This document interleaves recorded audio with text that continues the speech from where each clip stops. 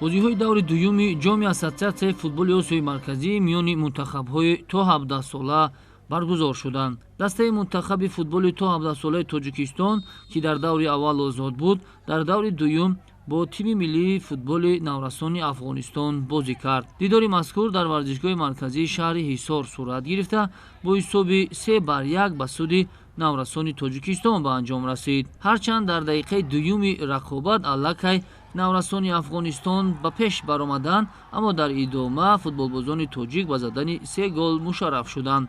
аз ҳайати дастаи мунтахаби наврасони Афғонистон голро Соҳил Сарварӣ ба самар расонид.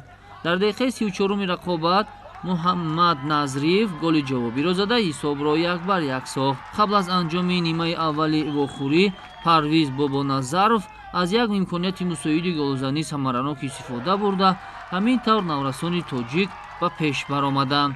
дар дақиқаҳои нахустини нимаи дуюми вохӯрӣ бошад, якачини то 17-солаи Тоҷикистон маротибаи сеюм хатти дарвозаи ҳамсолони худ аз Афғонистонро рахна карданд. ин навбат низ Муҳаммад Назриев голзанӣ кард ва ин футболбози навраси тоҷик дар вохӯрии мазкур дублро ба қайд гирифт. ёдовар мешавем, ки Афғонистон дар даври аввал бар якачини наврасони Қирғизистон ғалаба ба даст оварда буд. The final points, Afghanistan 1.